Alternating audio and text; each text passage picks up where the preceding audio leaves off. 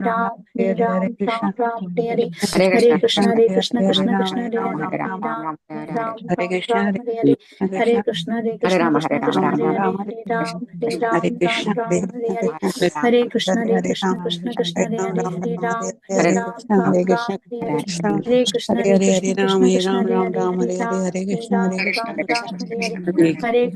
Krishna Krishna, Hare Hare, Hare Ram, Hare Hare Ram, Ram Ram, Hare Hare, Hare Krishna, Hare Krishna, Krishna Krishna, Hare Hare, Hare Ram, Hare Ram, Ram Ram, Hare Hare, Hare Krishna, Hare Krishna, Krishna Krishna, Hare Hare, Hare Ram, Hare Ram, Ram Ram, Hare Hare, Hare Krishna, Hare Krishna, Krishna Krishna, Hare Hare, Hare Ram, Hare Ram, Ram Ram, Hare Hare, Hare Krishna, Hare Krishna, Krishna Krishna, Hare Hare, Hare Ram, Ram. Hare Krishna, Hare Krishna, Hare Krishna Ram, Hare Ram, Ram Ram, Hare Ram, Hare Ram, Ram Ram, Hare Hare. Hare Hare Krishna, Hare Krishna, Krishna Krishna, Hare Hare, Hare Ram, Hare Ram, Ram Ram, Hare Hare, Hare Krishna, Hare Krishna, Krishna Krishna, Hare Ram, Hare Ram, Hare Ram, Ram Ram, Hare Hare, Hare Hare Krishna, Ram, Hare Ram, Ram Krishna, Ram, Krishna Krishna, Hare Hare, Hare Ram, Hare Ram, Ram Ram, Hare Hare Ram, Ram Hare Ram, Krishna, Hare Krishna, Krishna Krishna, Hare Hare Krishna, Ram, Hare Ram, Hare Ram, Ram Ram, Hare Hare, Hare Krishna, Hare Hare Ram, Hare Krishna, Ram, Hare Krishna, Ram, Hare Hare, Hare Ram, Hare Ram, Ram Ram, Hare Krishna, Hare Krishna, Hare Krishna, Krishna, Hare Krishna, Krishna Hare Krishna, Krishna, Hare Ram, Hare Ram, Hare Ram, Ram Ram, Hare Hare, Hare Hare Krishna, Hare Krishna, Hare Krishna, Krishna, Krishna, Hare Hare, Hare Ram, Hare Hare Ram, Ram Krishna, Hare Ram, Krishna, Hare Ram, Ram Hare Ram, Krishna, Hare Krishna, Krishna Krishna, Hare Hare Hare, Krishna, Hare Ram, Hare Ram, Ram Ram, Hare Hare, Hare Krishna, Hare Hare Hare Krishna, Krishna, Krishna Krishna, Hare Hare, Hare Hare, Hare Ram, Hare Ram, Ram Ram, Hare Hare, Hare Krishna, Hare Krishna, Krishna Krishna, Hare Ram, Hare Ram, Ram Hare Ram, Hare.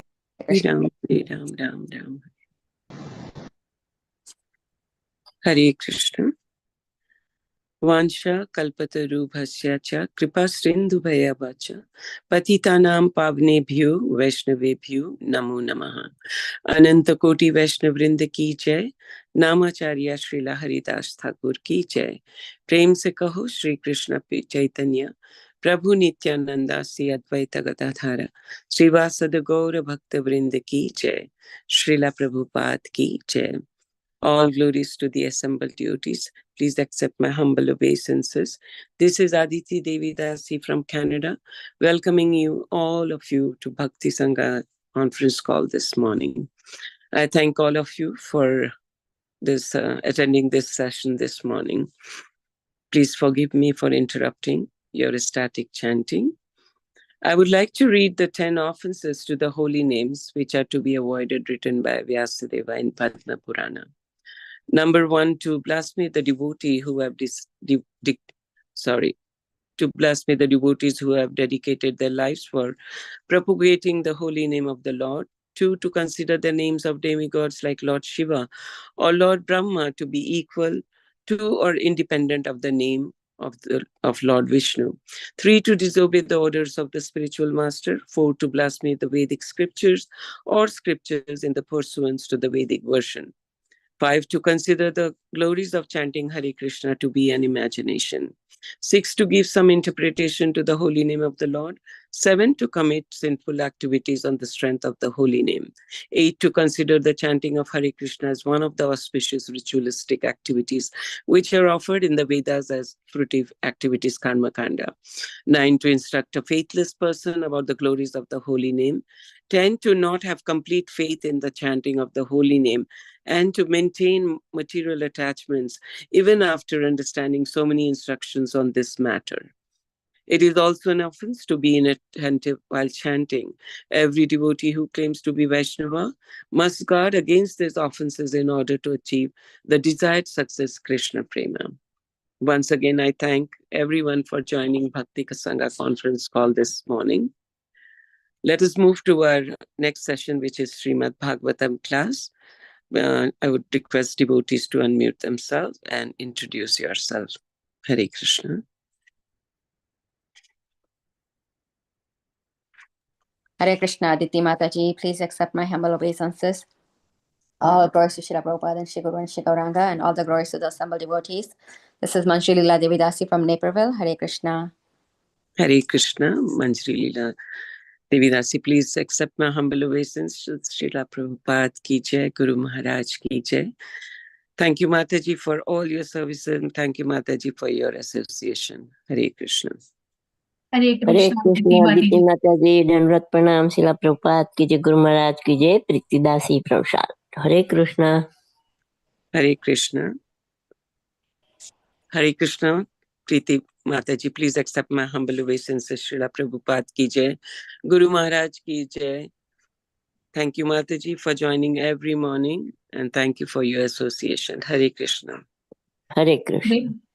Hare Krishna, Aditi Mataji, please accept my humble obeisances. All glories to Srila Prabhupada. This is Vinita Gandharvika Devidasi from College Station, Texas. Hare Krishna.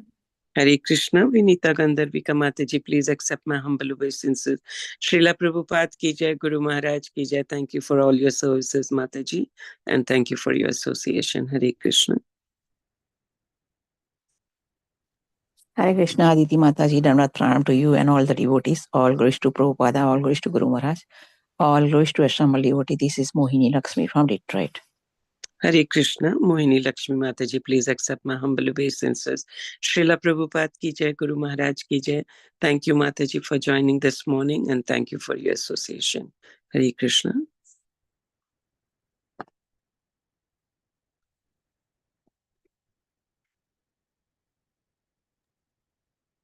Hare Krishna, Aditi Mataji, please accept my humble obeisances. My humble obeisances to all the assembled devotees. All glories to Srila Prabhupada, all glories to Shri Guru and Gauranga. This is Sundarangi Radha Devidasi from Canada. Hare Krishna, Sundarangi Radha Mataji, please accept my humble obeisances. Srila Prabhupada ki jai, Guru Maharaj ki jai. Thank you, Mataji, for your association, and thank you for your service. Hare Krishna. Hare Krishna, Aditi Mataji, always Srila Prabhupada and Guru Maharaj's. My humble obeisances to you and all the devotees. This is Krishna Kumari Devidasi from Nalanda. Hare Krishna. Hare Krishna, Krishna Kumari Mataji, please accept my humble obeisances. Srila Prabhupada ki jai, Guru Maharaj ki jai. Thank you, Mataji, for joining every morning, and thank you for your association. Hare Krishna.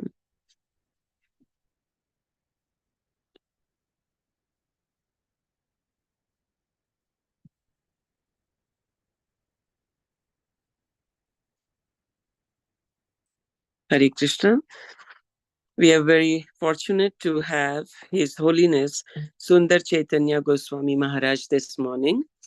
And we are very thankful for Maharaj to give his valuable time and association to us. But before I hand over the call to Maharaj, I would request Sundari Rangi Radha Mataji to give a brief introduction on His Holiness Sundar Chaitanya Maharaj.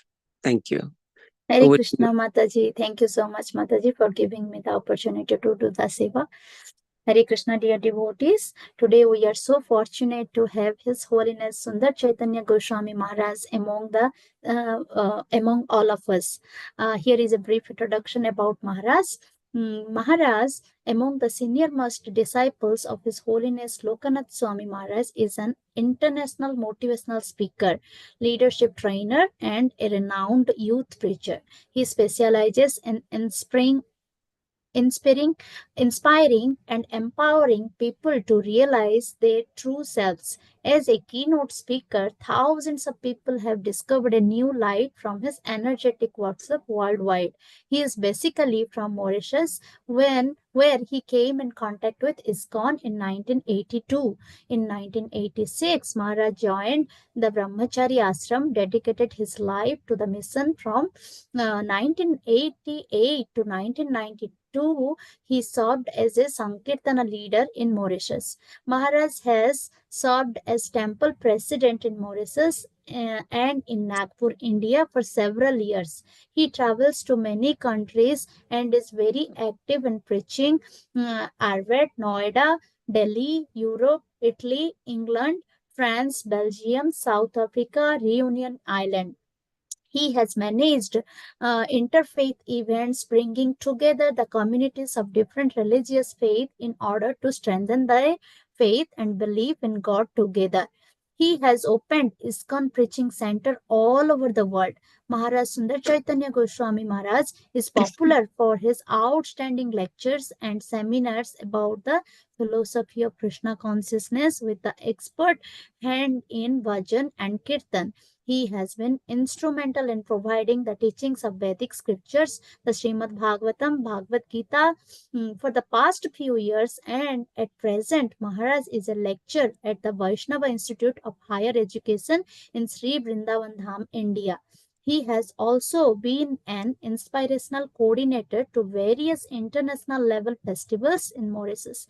He has managed the famous 3 days Ratha Yatra festival in Mauritius, which is attended by thousands of guests. All glories to all Maharaj's services. Thank you, Mataji. Here was a brief introduction about today's speaker. Now I will hand over the call to you, Mataji. Hare Krishna. Thank you. Hare Krishna. Thank you, Mataji, for that brief introduction. I'm not sure. Maharaj will be joining in a couple of minutes. Till then, we can. Yeah, we can chant Mataji. Chant, yes. Shri Krishna Chaitanya Prabhu Nityananda Advaita Gadadhara Sivasada Gaura Bhaktavinda Ki Jai. Hare Krishna, Krishna Krishna, Hare Hare. Hare Ram, Ram Ram, Hare Hare. Hare Krishna, Krishna Krishna, Hare Hare. Hare Ram, Ram Ram, Hare Hare. Hare Krishna, Krishna Krishna, Hare Hare. Hare Ram, Ram Ram, Hare Hare. Hare Krishna, Krishna Krishna, Hare Hare. Hare Ram, Ram Ram, Hare Hare. Hare Krishna, Krishna Krishna, Hare Hare. Hare Ram, Ram Hare Hare Krishna, Krishna Krishna, Hare Hare. Hare Ram, Ram Ram, Hare Hare. Hare Krishna, Krishna. Krishna Krishna, Hare Hare, Hare Hare Ram, Ram, Ram Ram, Hare Hare. Hare Hare Krishna, Krishna, Krishna Krishna, Hare Hare Ram, Ram Ram, Hare Hare. Hare Krishna, Krishna Krishna, Hare Hare. Hare Ram, Ram Krishna Krishna Krishna, Hare Krishna Krishna, Hare Hare Hare Krishna Krishna Krishna, Hare Ram, Ram Hare Ram, Hare Hare Krishna Krishna Krishna, Hare Ram, Ram, Hare Krishna Krishna Krishna, Hare Ram, Ram, Hare Krishna Krishna Krishna, Krishna Hare Ram, Ram, Hare Rama, Hare Hare Rama, Krishna Krishna Krishna, Hare Hare Ram, Ram, Hare Krishna Krishna Krishna,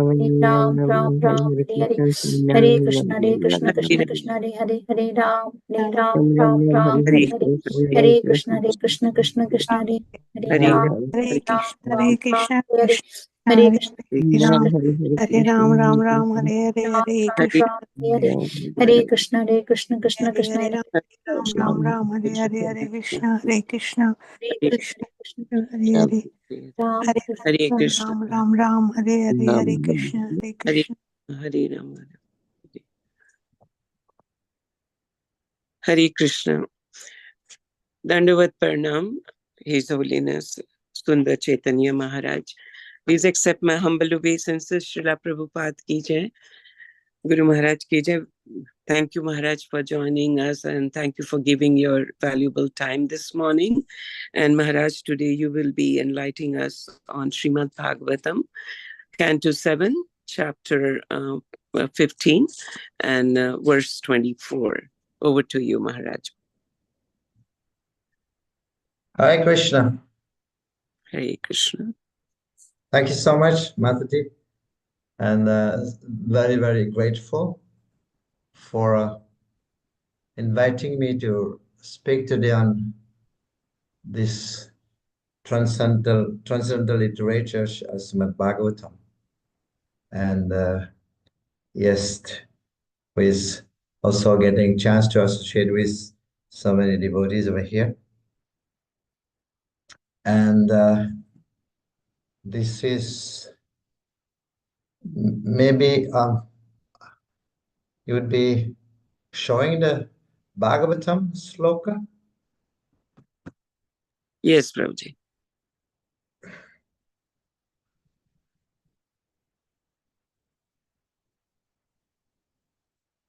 Seven 15:24.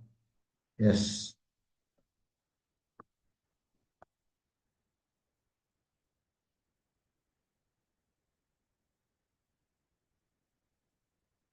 Om Namo Bhagavate Vasudevaya. Om Namo Bhagavate Vasudevaya. Om Namo Bhagavate Vasudevaya. Narayanam Namaskritya Naram Chevam Narottamam Devim Saraswatim Vyasam Tato Jayamudirayet Nasta Presha Bhadreshu Nityam Bhagavata Sevaya Bhagavati Uttamaśloke Bhaktir Bhavati Naishtaki. So we are reading from Srimad Bhagavatam, Canto 7, Chapter 15, Text 24. Kripaya Buddhajam Dukkam Daivam Jahat Samadhina Atmajam Yoga Viryena Nidram Shadvani Sevaya. Kripaya, okay. Kripaya Bhutajam Dukkam Devam Jayat Samadhina Atmajam Yoga Viryena Nidram Sattva Nisevaya.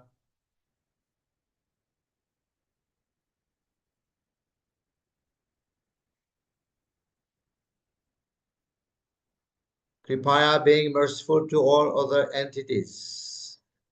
Bhutajam because of other living entities. Dukkham suffering. Daivam suffering imposed by providence. Jayat one should give up. Samadhina by trance or meditation. Atmajam suffering due to the body and mind. Yoga Viryena by practicing Hatha Yoga, Pranayama and so forth. Nidram sleeping. Sattvam Nisevaya by developing Brahmanical qualification or the modes of goodness.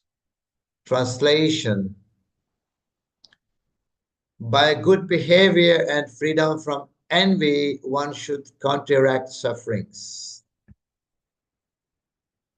due to the other living entities. By meditation in trance, one should counteract suffering due to providence. And by practicing Hatha Yoga, Pranayama, and so forth, one should counteract suffering due to the body and mind.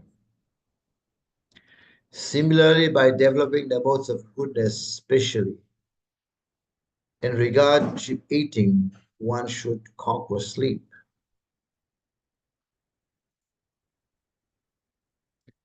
Purport by His Divine Grace Bhaktivedanta Swami Sri Prabhupada. By practice, one should avoid eating in such a way that other living entities will be disturbed and suffer. Since I suffer when pinched or killed by others, I should not attempt to pinch or kill any other living entity. People do not know that because of killing innocent animals, they themselves will have to suffer severe reactions from material nature. Any country where people indulge in unnecessary killing of animals will have to suffer from wars and pestilence imposed by material nature. Comparing one's own suffering to the suffering of others. Therefore, one should be kind to all living entities. One cannot avoid the suffering inflicted by providence. And therefore, when suffering comes, one should fully absorb oneself in chanting the Hare Krishna mantra. One can avoid suffering from the body and mind by practicing mystic Hatha Yoga.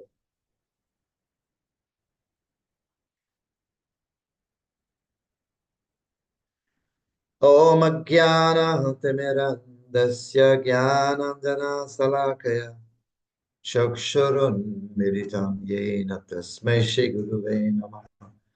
Sri Chaitanya Mano Vishtam Stapitam Yena Bhutale Swayam Rupa Kathamayam Dadati Swapadandikam He Krishna Karuna Sindhu Dina Bandhu Jagatpate Tasmai Shri Gurave Namah.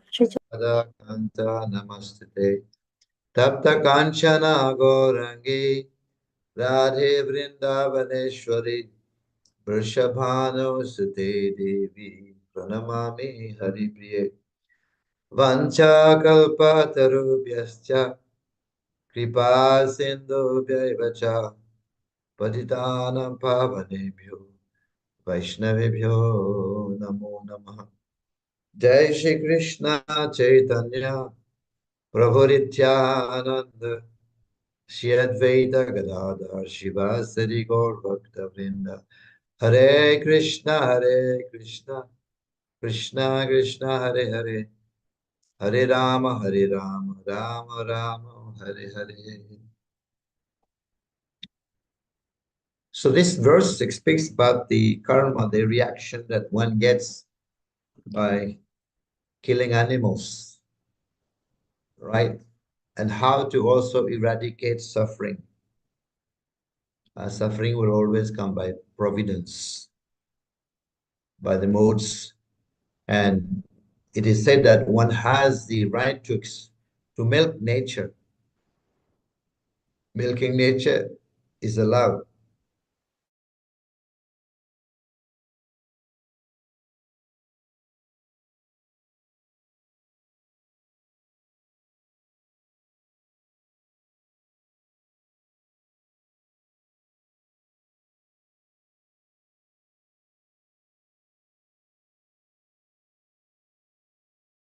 One cannot avoid suffering inflicted by providence. And therefore, when suffering comes, one should fully absorb oneself in chanting the Hare Krishna Maha Mantra. So this is the way the reaction, the karma can be eradicated by chanting the holy name of the Lord. And thus one can become liberated, right? So liberation from suffering. There are many points about free from suffering, especially liberation from suffering, how to be liberated from to become a liberated soul, mukti, mukti from the suffering. In fact, the word mukti also has been there are many discussion about mukti, the different types of mukti.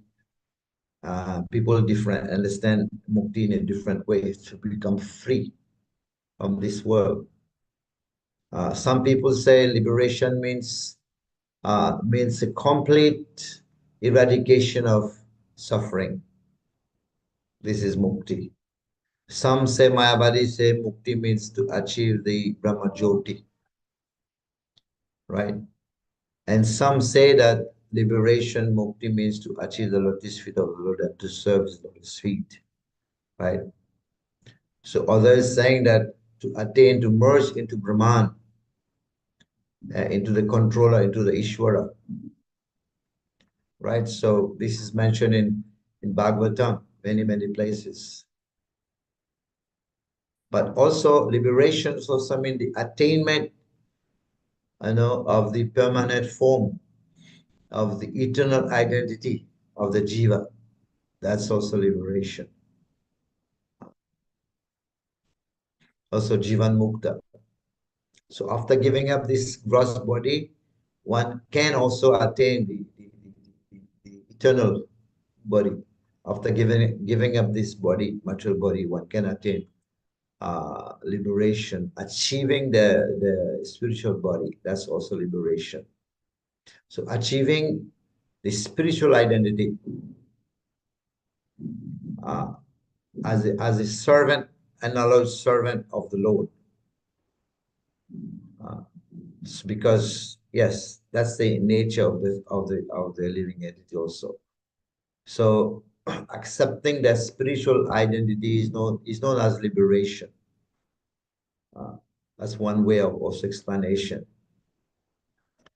And I've said already the Sayuja Mukti also, the conception of merging into the Brahman.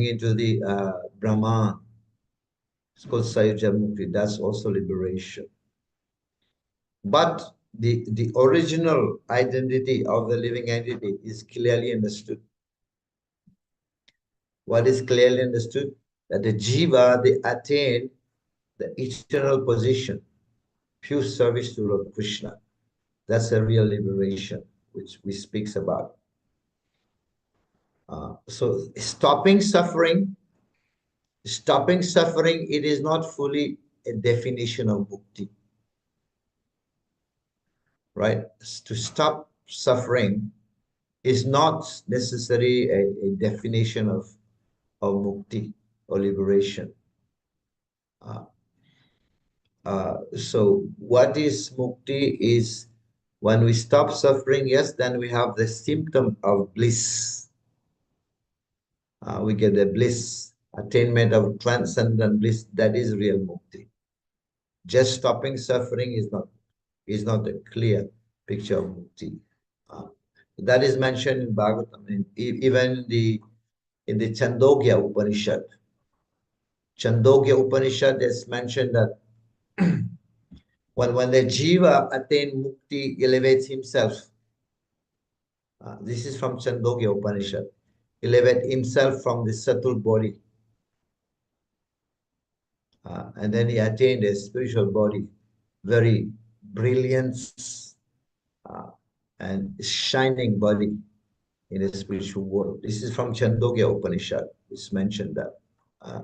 So that kind of liberation is the best. And relish also the presence of the Lord, the spiritual nectar, enjoying the activities of the Lord and absorbed himself in divine bliss, spiritual bliss. That is a real mukti. Our Shastra speaks about. Because when the jiva is liberated, it's explained also again in Chandogya Upanishad. Because also Hanuman said, I don't want to merge into the Brahma Jyoti because there is no opportunity for service. He just wants to serve his Dasya Bhava. So the 8 symptoms, somebody who is liberated, there are 8 symptoms. So in the body that happened is become deathless, is deathless as a symptom of liberation, and is also equiposed. Someone is peaceful, is bereft of material hankering, as explained in Chandogya Upanishad, and is also free from anxiety and lamentation. So these are the 8 symptoms of someone who is liberated person, who is free from the reaction, karma, who is liberated person. So it means that also that one is free from material enjoyment. There is no material enjoyment, right? When one is free. And he's also without thirst. And without thirst, and also like Maharaj Parikshit also, he was without thirst when he was sharing Krishna Katha. And no desire. Lastly, 8th one is no desire without serving Krishna. So one who is liberated according to Chandogya Upanishad, these are the symptoms. And he only desired to serve Krishna favorably. And that's how he fulfilled his desire favorably. Right? We see that when you lit fire, the fire will go up. When you light a fire, the fire does not go down. Or does not go in direction left and right. It go up. Why fire go up? Because fire belongs to sun, the sun god. Fire comes from the sun. Because it belongs to the sun, that's why fire will always go up to the direction of the sun. If one throw a stone in the air, you throw a stone in the air, and that stone will come down, will come back to the earth, come down, will fall down to the earth, because stone belongs to the earth, right? It's also earth It comes down to the earth because stone belongs to the earth. If it is raining, when it is raining, and then heavy rain, and then the water goes to the direction of the ocean. Why direction to the ocean? Because water belongs to the ocean. That's a natural affairs of this element. They will go wherever they belongs to. Similarly, the soul, the jiva, belongs to Krishna. Part and parcel of Krishna. But that's natural. The inclination is toward Krishna. So that's the, but these are the 8 characteristics of someone who is liberated. And it is a comparison between a conditioned soul and a one who is liberated, a self-realized soul. But although it's explained that although mukti is actually highly appreciated in Shastra, is also cherished because mukti is one of the subject matter in Bhagavatam, the ninth one. But this mukti is a boon. Liberation, mukti, is a boon awarded by devotional service. Right? So it is said that by doing devotional service, mukti becomes the servant of the devotee. You can knock at the door, any seva for me?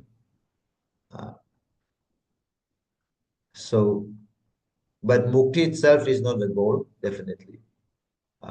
So to eradicate suffering is not the goal of life. So it's explained therefore that one who are craving for mukti in the heart, from the beginning is striving for mukti. Is craving for mukti is one who is from the beginning strive for mukti. But what happened? He will become deprived of the nectar of devotional service. So one who's craving and striving for mukti, he will become deprived of the nectar of devotional service, the bliss of devotion, right?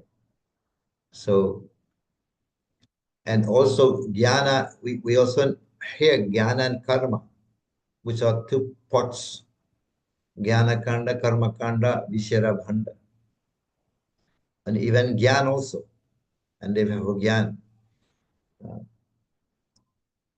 So unless one attracts unless one attracts Krishna by his devotional service, Krishna's mercy through bhakti, one cannot attain liberation, mukti, real mukti, right? I've said already that the 10th subject matter of principle that is mentioned in Srimad Bhagavatam, mukti, is the ninth one. So it's explained, but what is this? Krishna also is called Mukunda. Mukunda means one who give liberation, one who deliver, one who give liberation. Mukunda, one who give mukti, right? Is called Mukunda. But we also heard that Sarvam Bhattacharya, when he was, he hated the word mukti. He did not like it. When he was transforming him, he became a Vaishnava, right? So that's mentioned that. Of course, we know that Bhagavatam describes Krishna.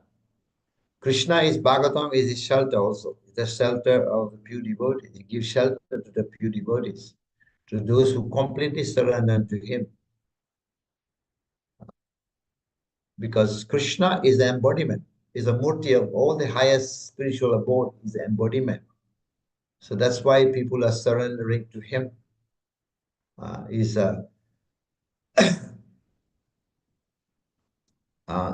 So yes, there are many souls also who have been flushed out by the bliss of surrender. So this kind of soul, they have reached also the mukti platform, the real mukti, right? So this is a very, very profound concept, this kind of explanation of the mukti, because people want mukti.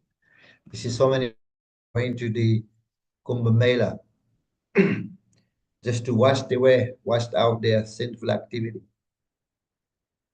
Of course, it's mentioned in the Manu Samhita that one has to do prashchita.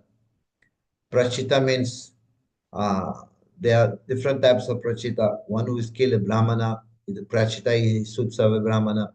So a bigger sinful activity, bigger prashchita, smaller sin, smaller prashchita, like that. But this is mentioned in Manu Samhita. But Sukadeva Goswami Maharaj Parikshit doesn't agree with that, rejected that prashchita. It's like bathing of the elephant. If they go and take bath and people going to Yamuna, Ganga, Kumbh Mela, take bath, but again they are going to do sin again. That's why Maharaj Parikshit, he rejected that. But how is it that he rejected prashchita when it is written in Manu Samhita? How can he reject that? Of course, this Manu Samhita, they are not necessary for the devotees, right? If you tell any person to sit down, chant Hare Krishna, 16 now, he will not chant. No taste to chant 16 now.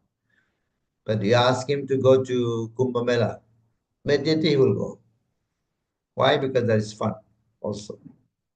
So this Manu Samhita is meant for this kind of people, right?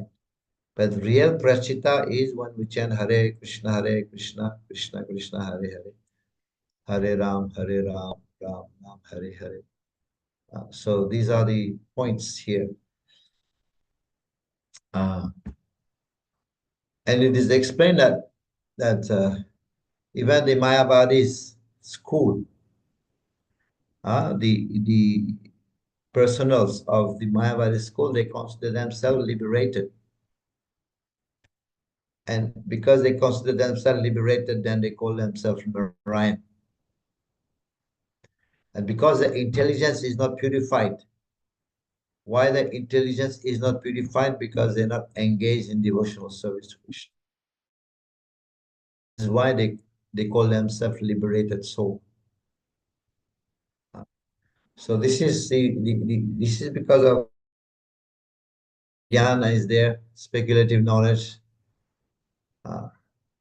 and then they consider themselves on the liberated platform.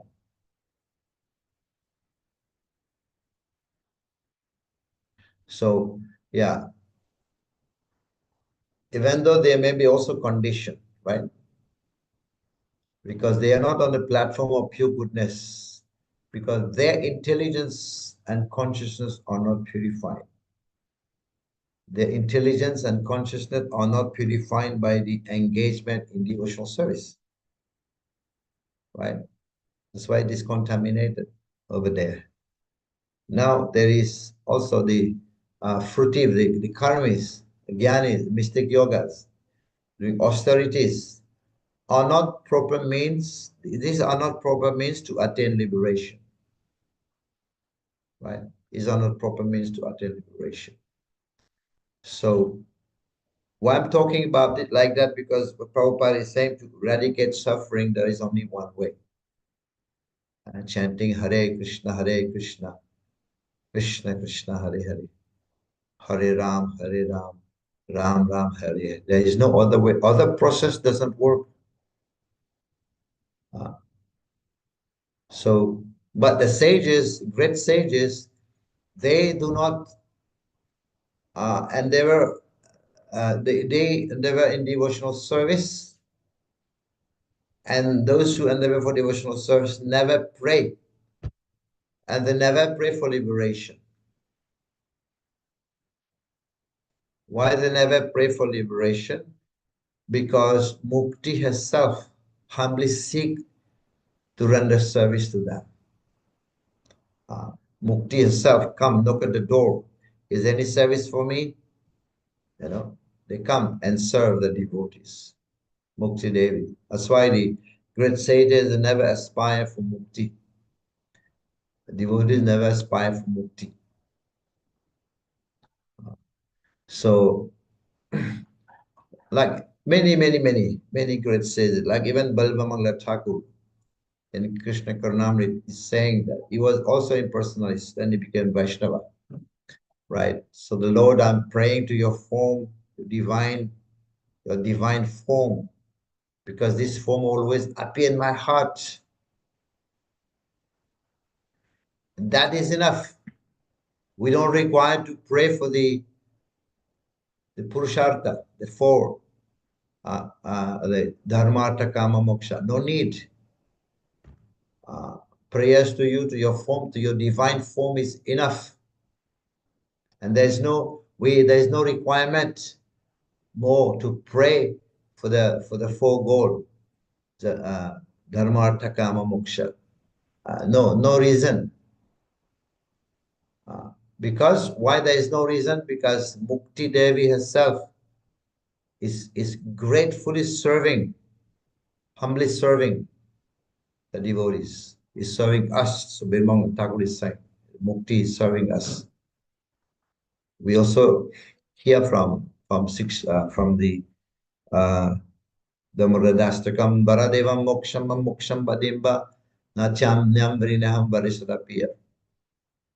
I don't want any types of liberation, even liberation offered by the 9 processes of bhakti.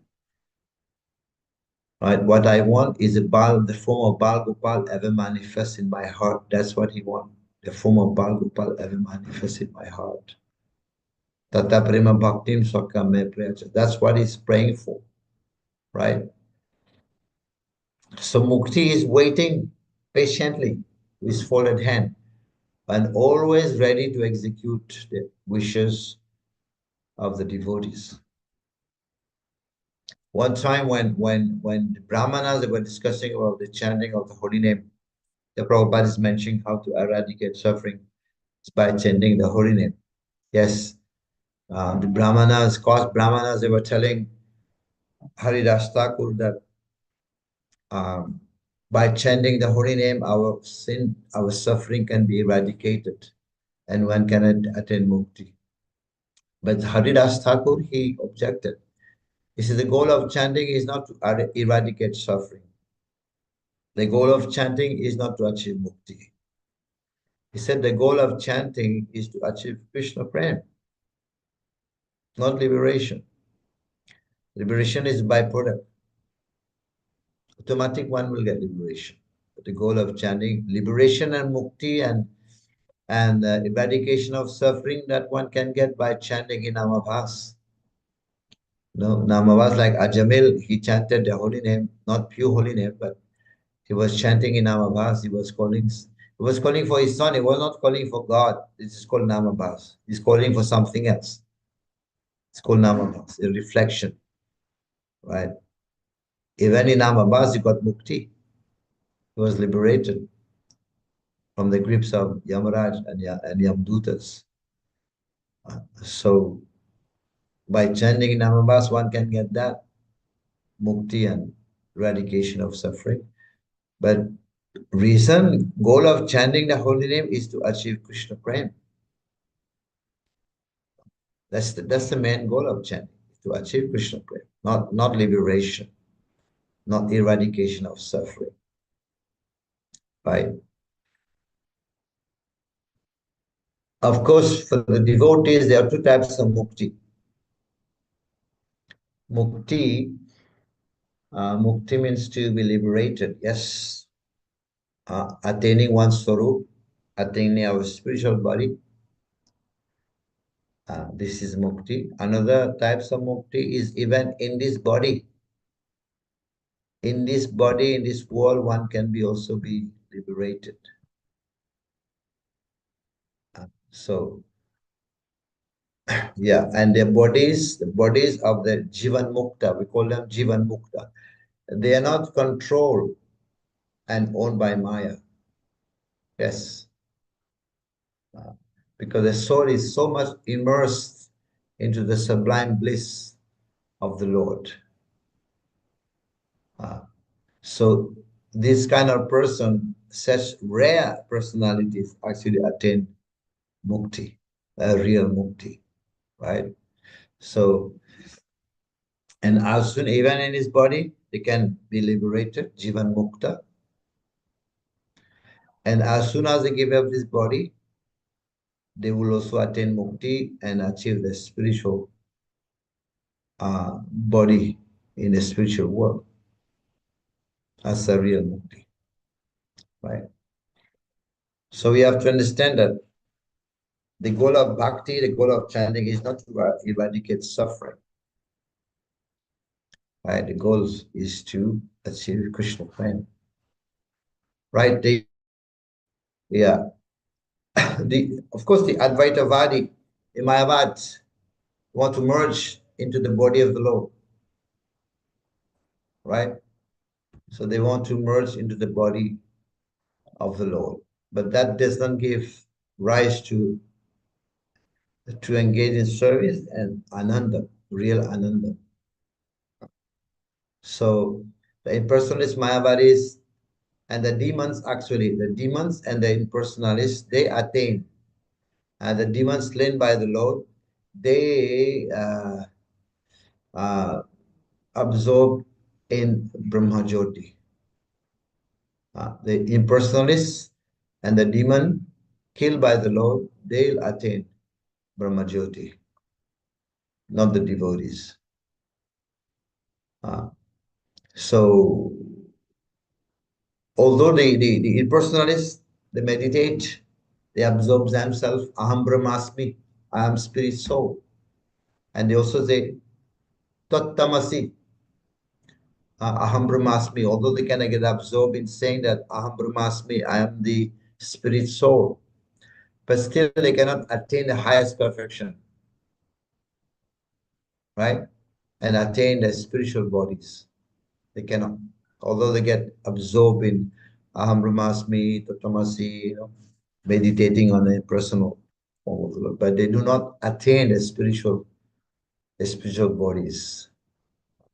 Now there is also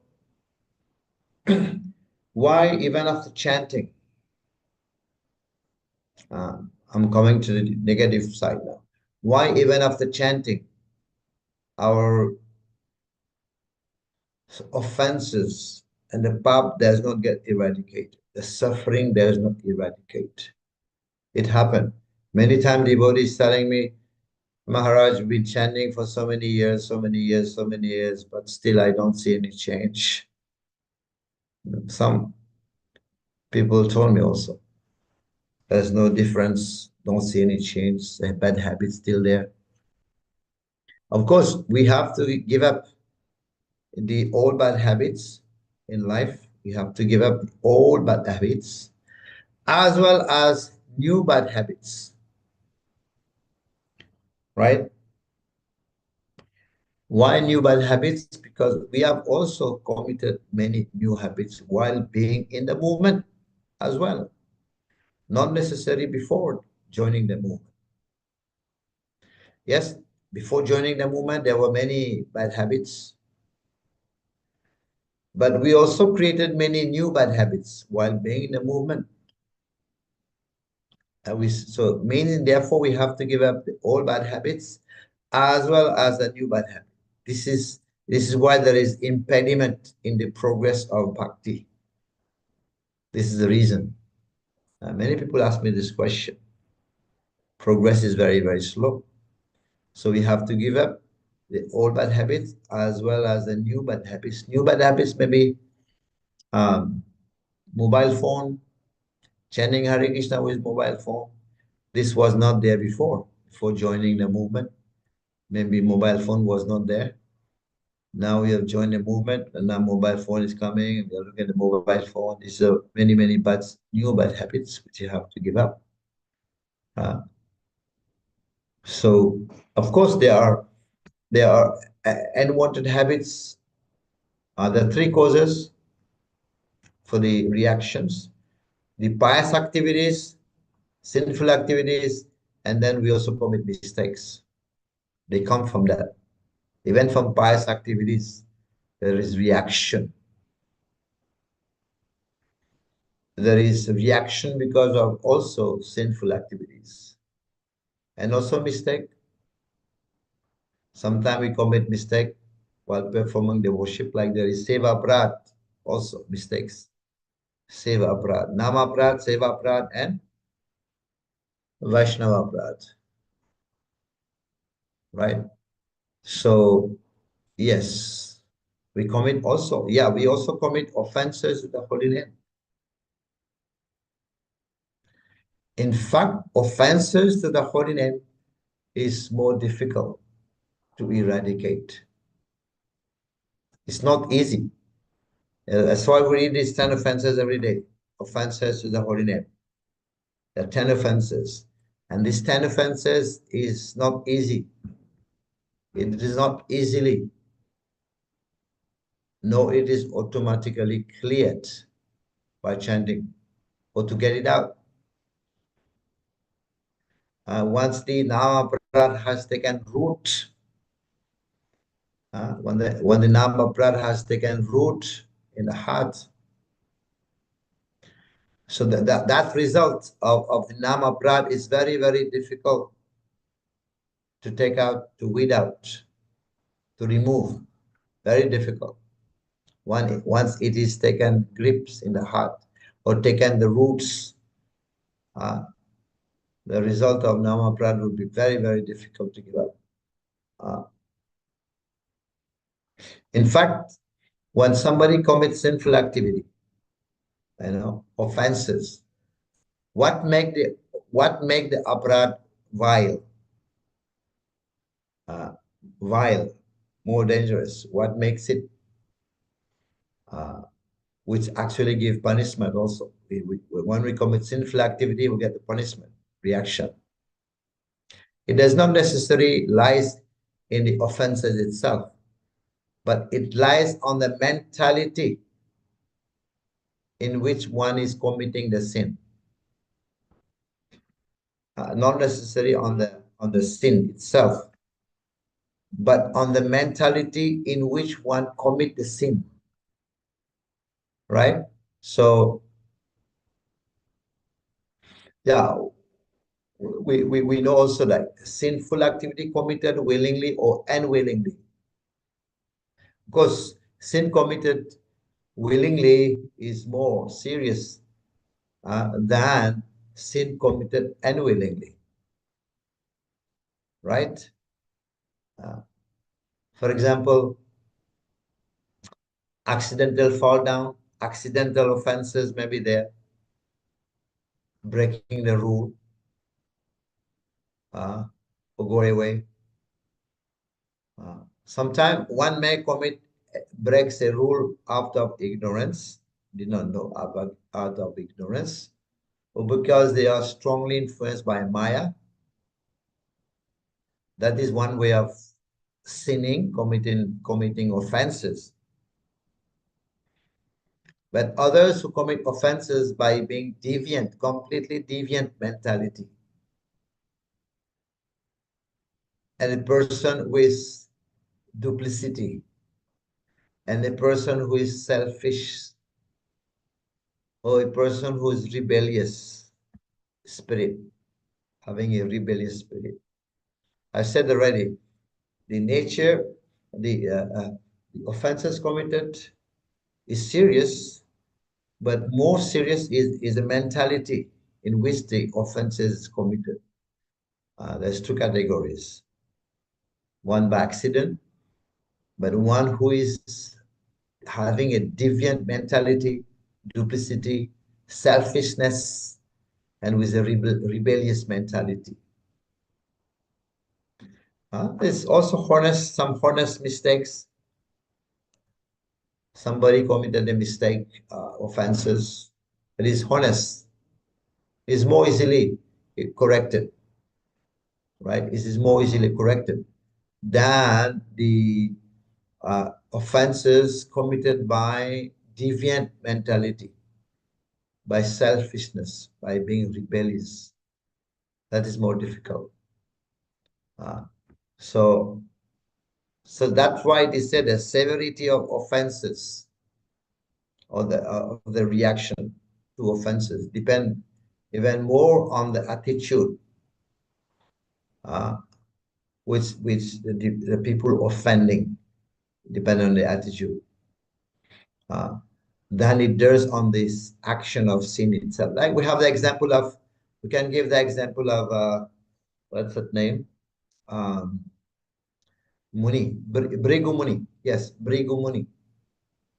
He offended Lord Shiva. He was sent to check who is the Supreme Personality of Godhead, Brigu Muni. He offended Lord Shiva, Lord Brahma, and Lord Vishnu as well, with grave, grave, grave offenses, increasingly, one after the other.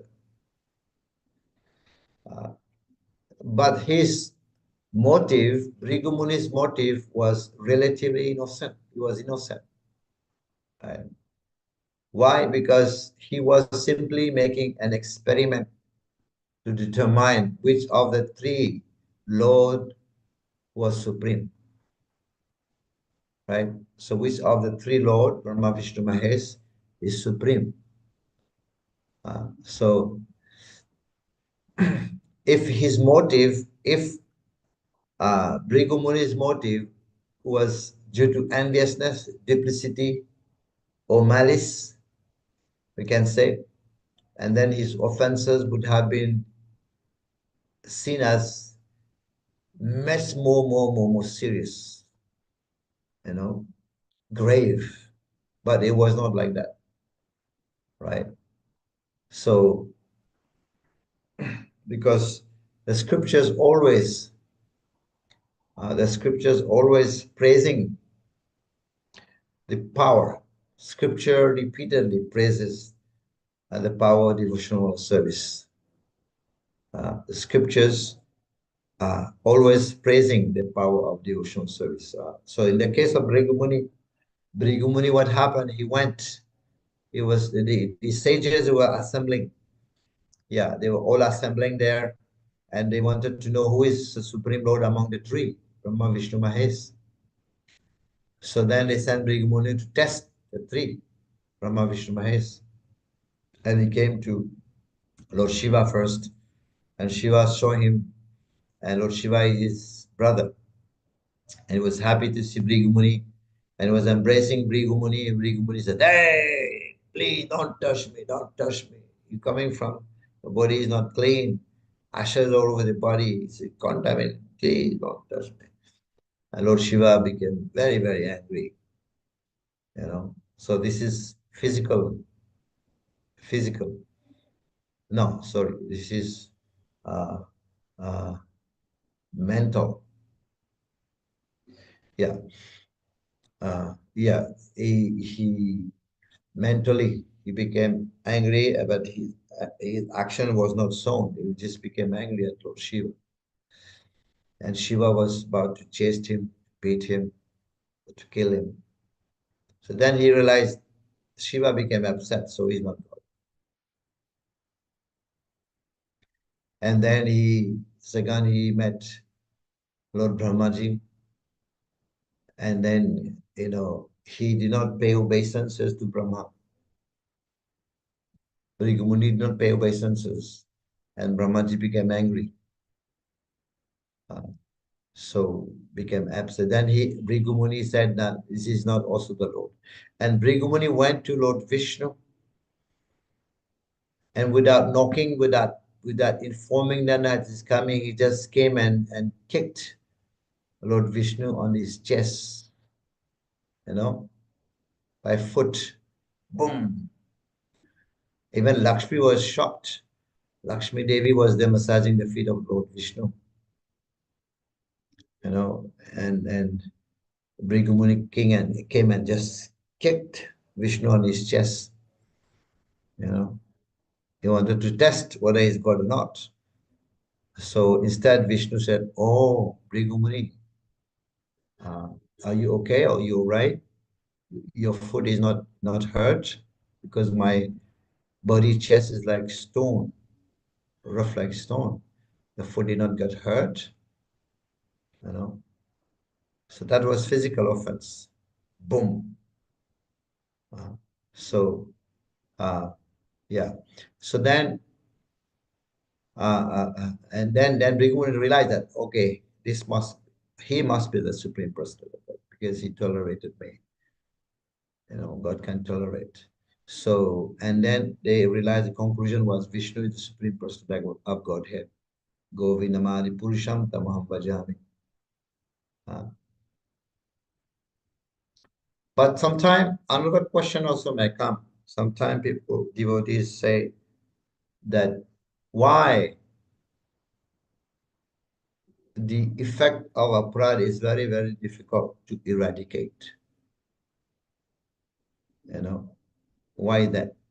The effect of aparadha is very, very difficult to nullify, in fact. Some say that, you know, the effect of aparadha is very, very difficult to nullify. So the answer, if we read Madhurya Kadambini, you will get the answer from there, right?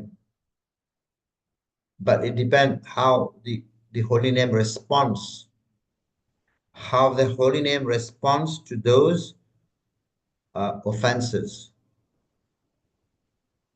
right?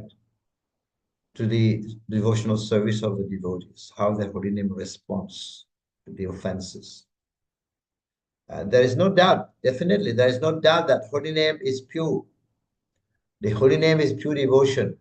And the holy name has a power to purify greatest offenders. And there are many sastra that confirm this statement, that the holy name has a power to eradicate the offenses, even they purify the greatest offenses. Many scriptures confirm this.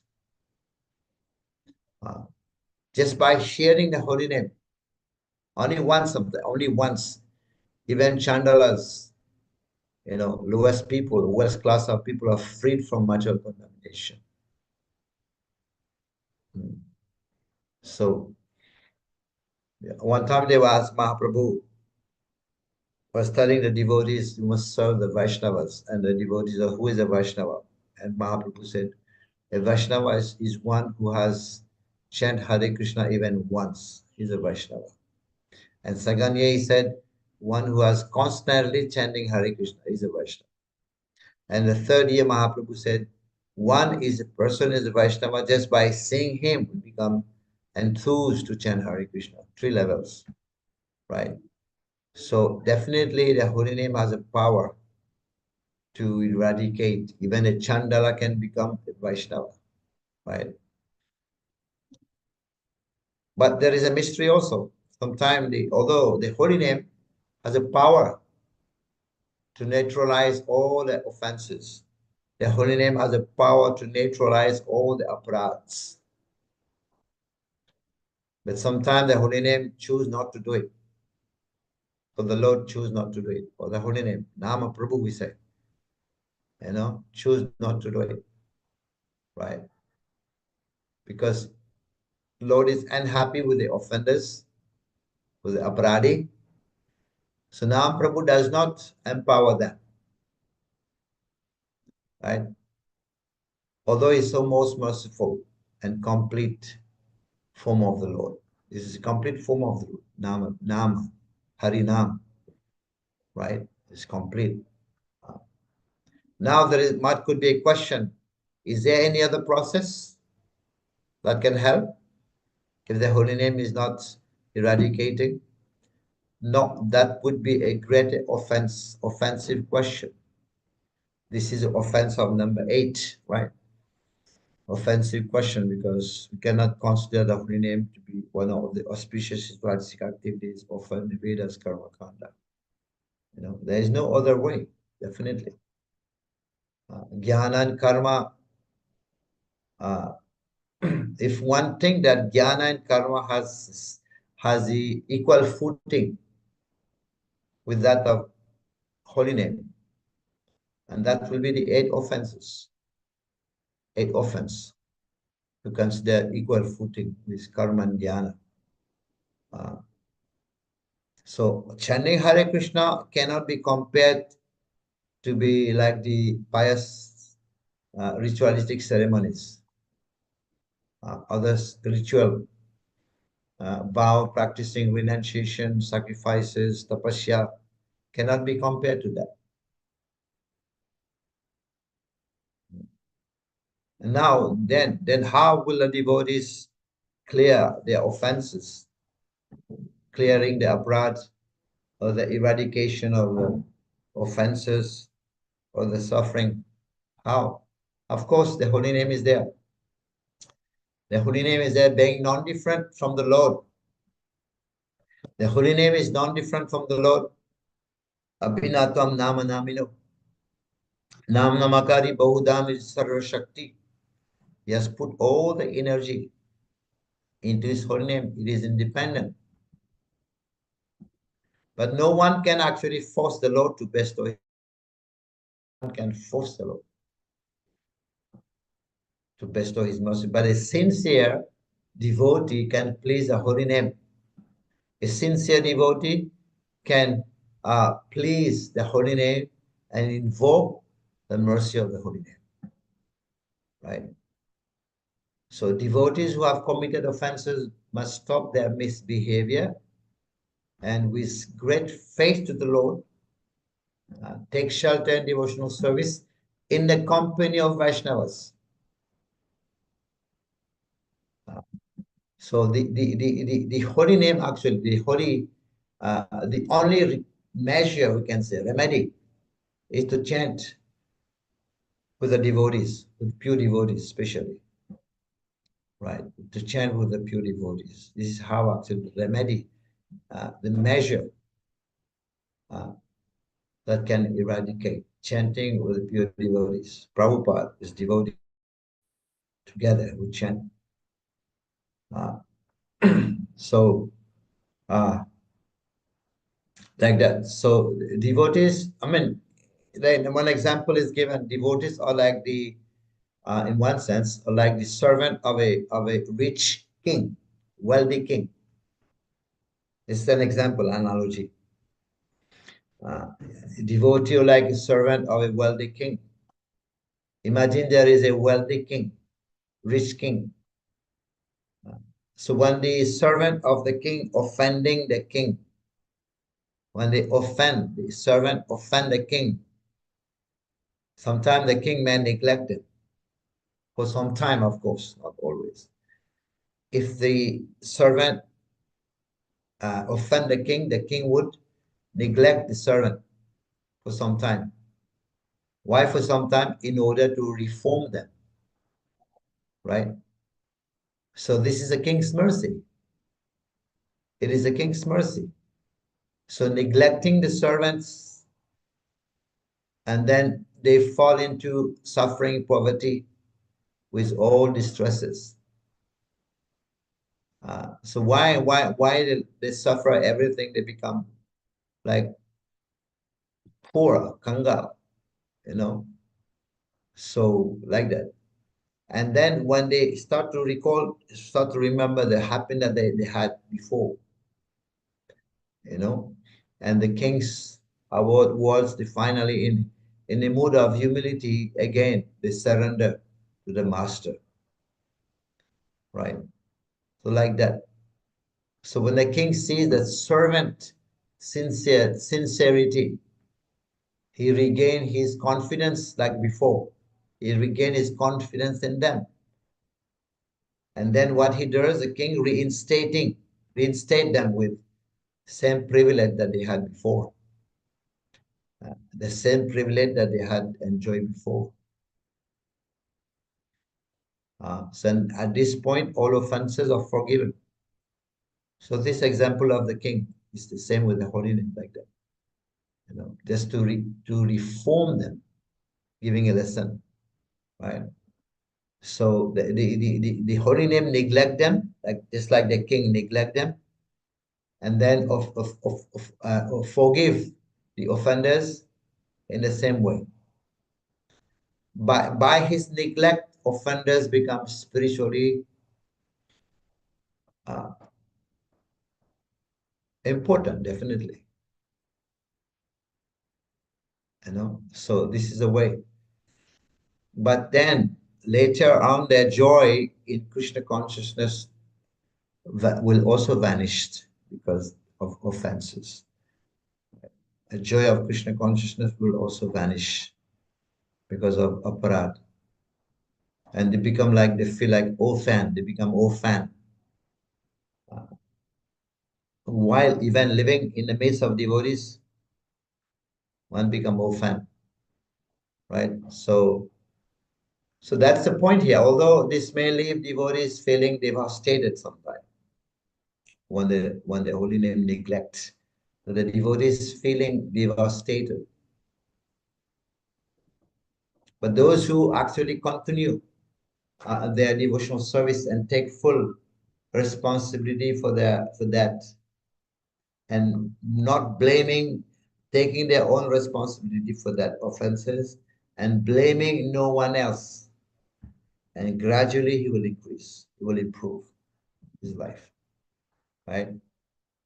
So the holy name, which is pleased by the sincere repentance of the devotees, right now they're repenting due to the offenses.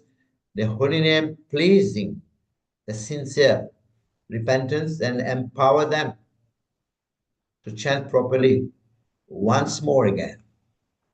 Will empower them. The holy name itself will actually empower them to chant sincerely, properly once more. And then the sequence follow. The standard sequence will follow, right?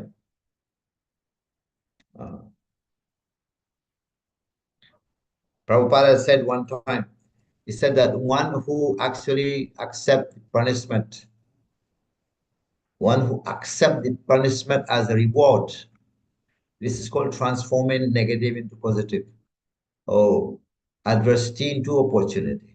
Prabhupada once said that punishment, one who accepts the punishment as a reward given by the spiritual master, he become intelligent. He become intelligent not to commit the same mistake again, right? He become intelligent. Yes. So in many Shastra scriptures, it's mentioned Padma Puran, Brahmakanda, right?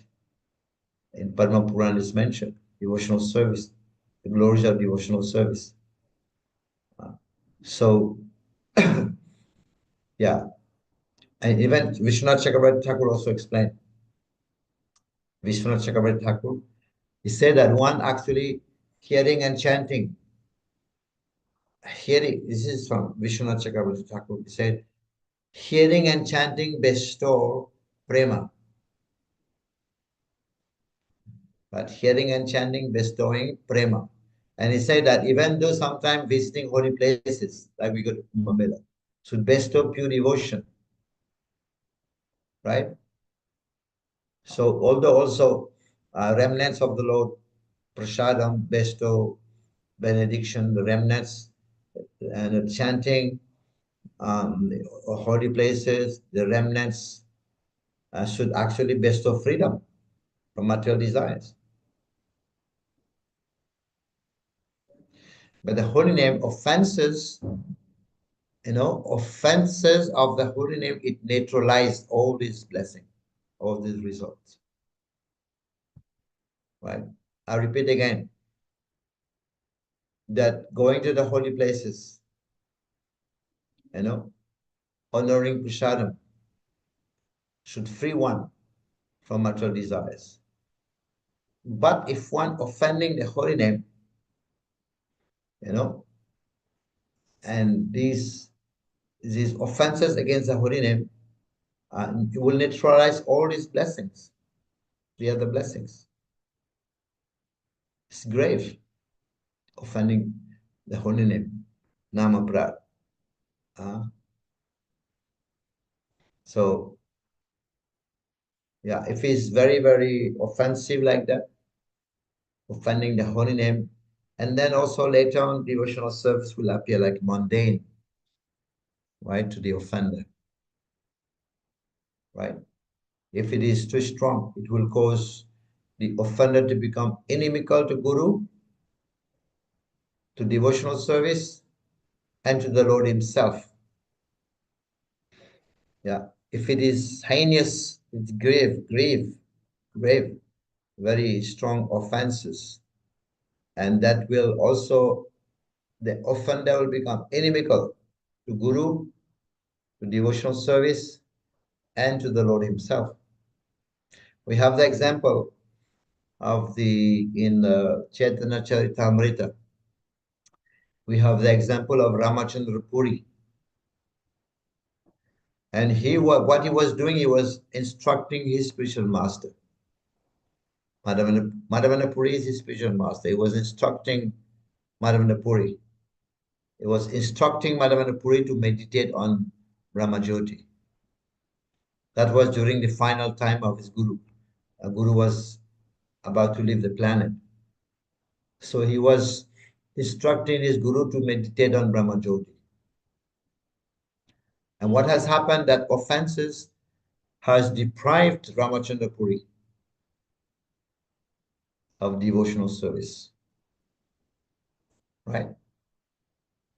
And that has transformed him into a Mayavadi.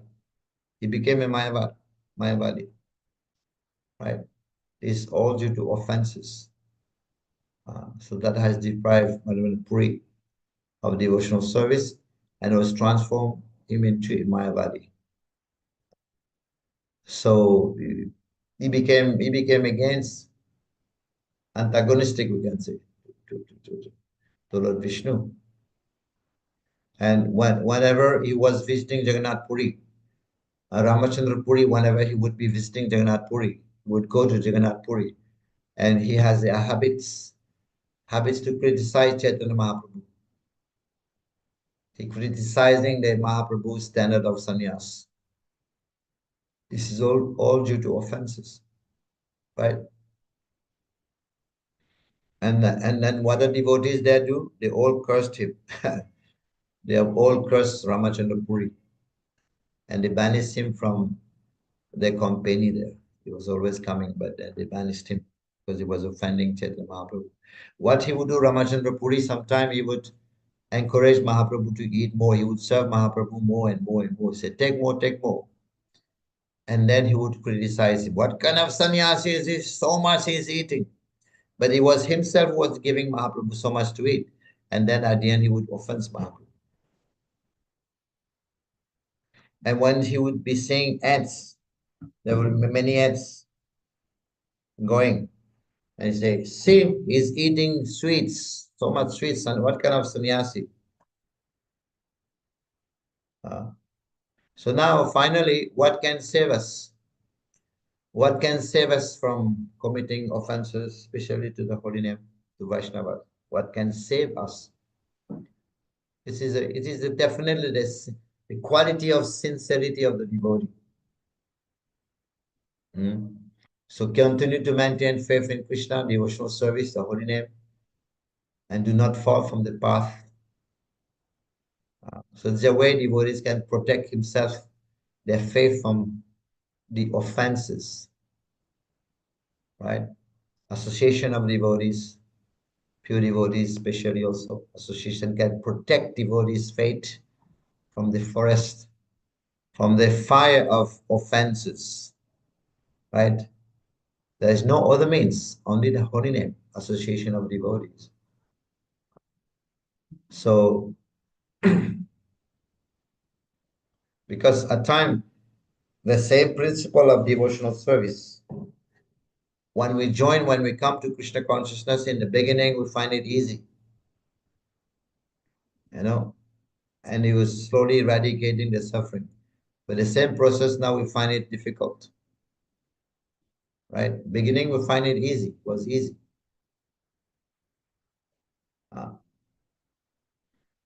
And sometimes they say, why holy name, which is very powerful, bestows only very little strength. Why is that? I've heard from devotees also. We are not making progress. It's so slow.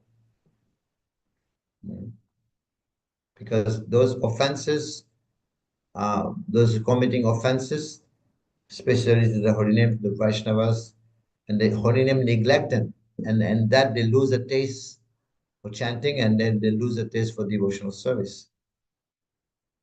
And then it becomes difficult for them to practice, right?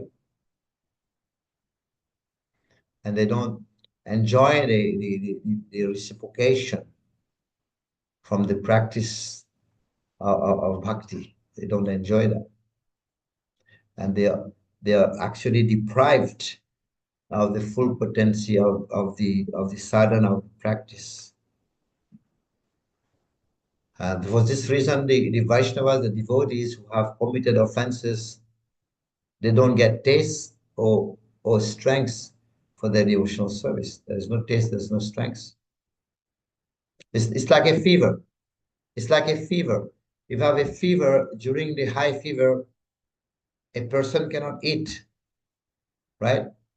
So during the high fever of reaction, we're getting the offenses, devotees lose all desire for chanting or hearing. This is just like eating. When you have high fever, you cannot eat. So as the fever falls down, falls slowly falls, and the taste for the food return back. And the offenses also coming lesser and lesser. And then slowly, the slight taste for devotional service and return back, come back. Right? So it's exactly like fever. Just like the food cannot bestow its full value, nutritional value, right? On a person who his health is not good. Similarly, devotional service cannot reveal the full potency of someone who is offensive. It's the same thing. Someone who is sick, the food cannot help the person. The potency is diminished.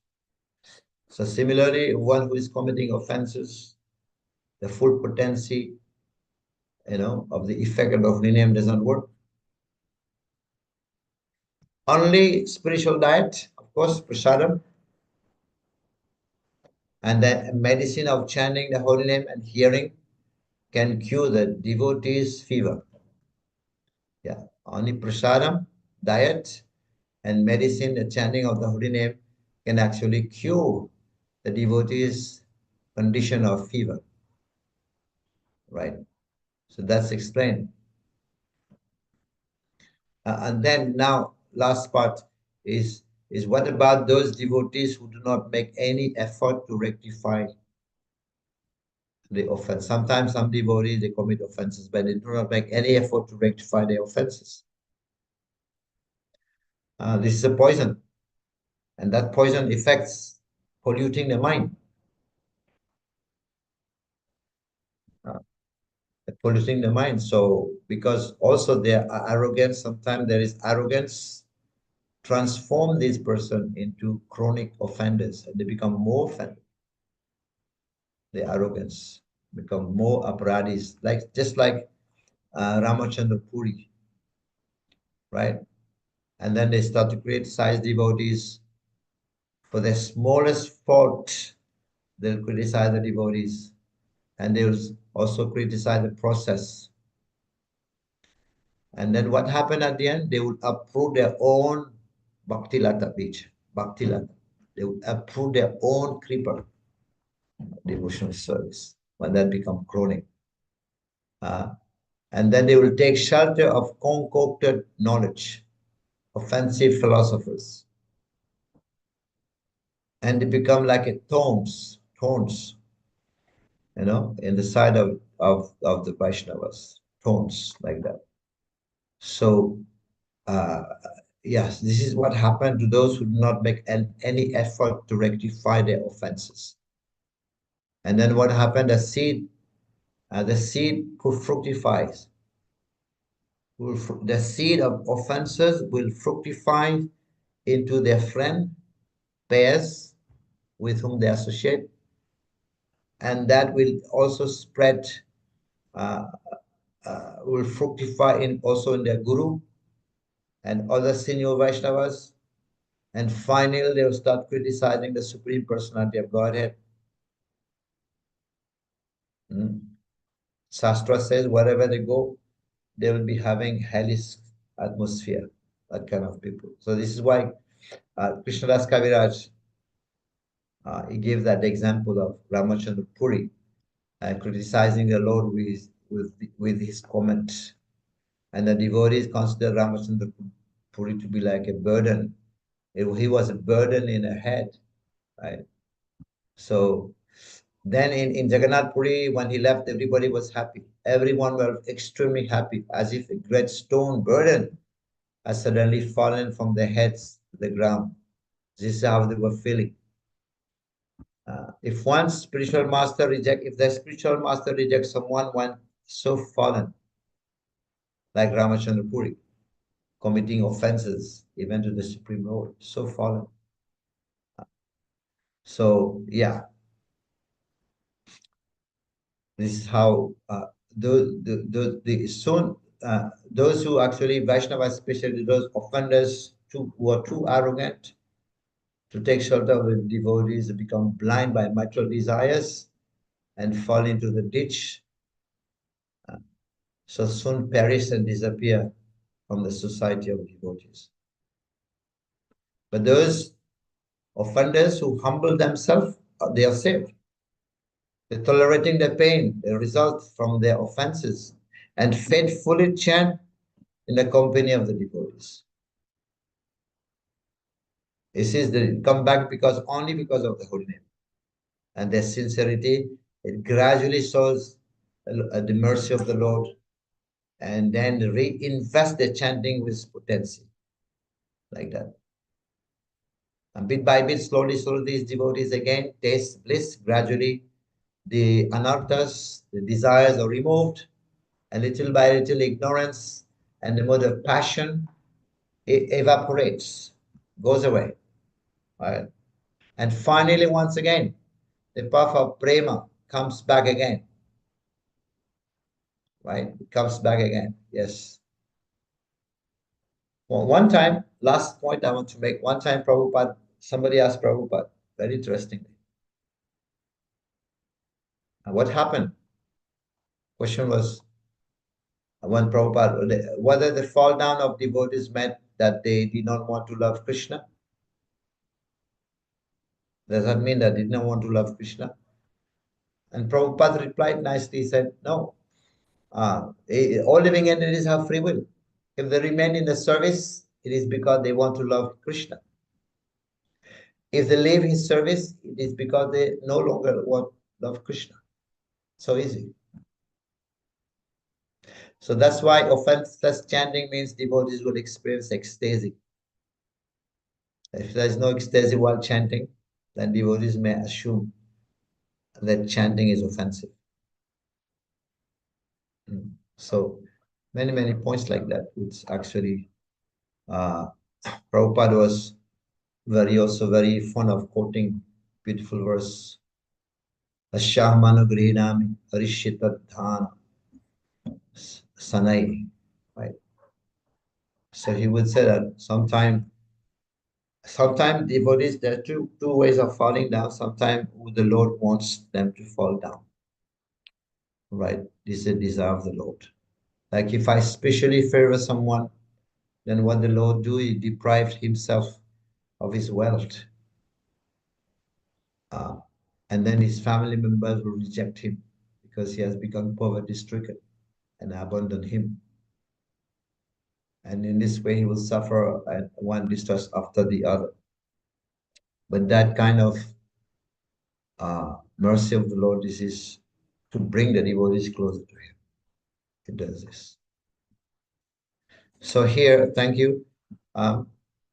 The eradication of suffering, eradication of sinful reactions can only be done by chanting the holy name. There is no other process that works.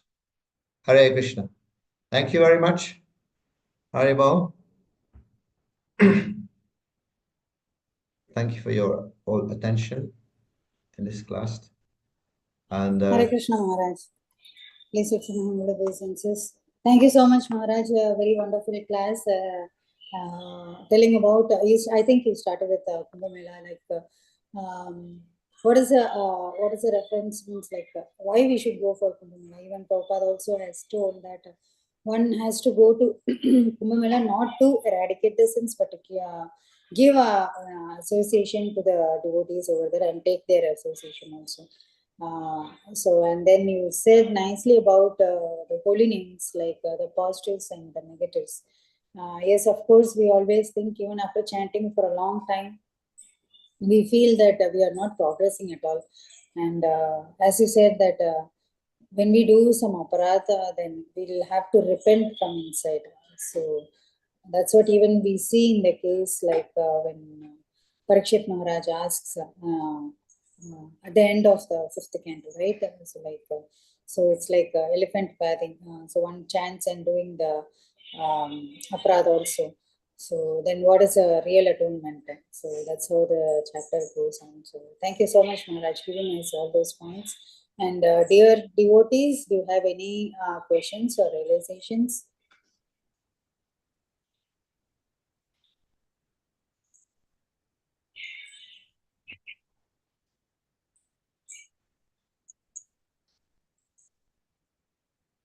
Hare Krishna. I think it's also a bit late. Hare Krishna Prabhuji, please accept my humble obeisances. All glories to Srila Prabhupada and Guru Maharaj. Very, very nice class, Prabhu. Very enlightening. Prabhuji, when we were talking about chanting, right, and we are doing Nama Pradha, could you share like some tips how we can not do Nama Pradha? Are we doing Nama Pradha unknowingly, that while chanting we are not focused, but our mind is taking us here and there because of all the impressions that we have? How can we overcome this? Yeah, good question. Thank you. So there's always room for improving because there are three stages of chanting. First stage is offensive chanting. The mind is always wandering here and there. It's offensive chanting. And the second level of chanting is clearing stage. Start getting clear and clear. And then the third stage is Sudhanam, true chanting. But it takes time. How to improve is to continue chanting. Prabhupada said the goal of chanting is more chanting, right? The goal of chanting is more chanting. So as we chant more, I will chant, and then slowly, slowly, the mind will become clear. The chanting will become clear, the mind will become more steady. Slowly, it takes time. You just need practice. And it is gone nowadays. Devotees all over the world, devotees are putting more emphasis on good chanting, proper chanting, sitting down and chant, meditate, and be able to hear the sound. We might not understand the effect of offensive chanting, but that's the result. I've spoke today about all these results. So we might not. Sometimes also chanting might also, if offensive chanting might use the negative result also. Right. So pure chanting is to always improve sitting down. Of course, somebody sometime he can feel sleepy, he can stand up. It's no problem. Prabhupada also be walking. But from time to time, we have to give better time, good chanting to the Lord. When we offer something to the Lord, it should be always the best, right? We cannot offer some rotten fruit to the Lord. So our chanting also should be the best, the way we offer to the Lord. So, yeah, chanting and also able to hear the syllable properly. From the mouth, it goes to the ear, and then it goes to the heart, and then it captures the senses. That's what Rupa Goswami says. And Rupa Goswami said, when I'm chanting, I feel like Krishna is dancing in my tongue, and I desire to have thousands of tongues. And when I hear that name into my ear, I desire to have also thousands of ears. You know, so it means he's relishing is chanting purely, and also names lead to Roop, Guna, and Leela, but it's all originating from Nam. By chanting, and then all these three other elements will be revealed. And chanting in association of devotees, that's very good improvement. You know, not because we find time here and there whenever we have time. Quality is not the same. Best way is to chant in the morning, because quality of chanting in the morning is best. Morning in the mind is mode of goodness. Whatever you do in mode of goodness is the best. You know, like that. Thank you so much, Prabhuji. Hare Krishna. Thank you, Maharaj. Yeah, so of course, in the early morning, the mode of goodness is predominant. So it's good to chant at that time. And I also have a question, like you were saying, we can chant with the association of devotees, which means sometimes we chant with Guru Maharajas or even with Prabhupada also. So at that point of time, while we are chanting, we hear our chanting, but sometimes we tend to hear their chanting also. So what happens is, like, when we feel that, okay, with Prabhupada, for example, if I'm chanting with Srila Prabhupada, so sometimes it will be fast, mind will be fast, or sometimes it will be slow. So won't it be an aparadha, Maharaj, for that? You mean when we're chanting faster than Prabhupada? That's what you're saying? Yeah.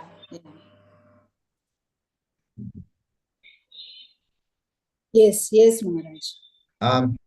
When we're chanting among devotees, it's everyone has their own taste, right? But when you're chanting, because you're near yourself, so you should be able to hear what you're chanting. Others will also be chanting, but this is sound vibration. It's good. It's good to chant in that sound vibration. The sound vibration, the holy name is pervading, right? Although everyone has their own pace, and no, not necessary, but provided you are able also to hear what you're chanting, right? Is more important. One has to be able to hear and to enter the heart, right? This is most important. Because what happened when you chant in the association of devotees, your quality improve. Like you're saying, sometimes you chant with Gurudev on Zoom. I have seen many devotees' way of chanting has improved. They get up and they sit with the devotees, and then they even it is on Zoom, but their way of chanting has many lots improved. So we need to improve the quality of chanting. Otherwise, it will give a positive effect. Is it okay to chant with the Prabhupada's YouTube? We hear our chanting and his chanting. Yeah. Of course, it has not to be too loud. Has not to be too loud. Just you can also hear that it doesn't distract your chanting. Right. Yes. Thank you. Yeah. Thank you so much. Yeah. So you were saying something, Maharaj? No, that's okay. Okay, thank you so much. I don't see any hand raise or in the chat box. Thank you so much for your association today, and thank you for the class today. And very wonderfully you explained about the chanting. That was really very helpful. So hopefully I will go back and I will listen again to this lecture. It was very nice. Thank you so much, Maharaj. And we want your association in future also. Devotees, let's pay our obeisances to Maharaj. Kalpatarubayascha kripa sindhubhyeva Bhutanaam pavanebhyo Vaishnavebhyo namo namaha.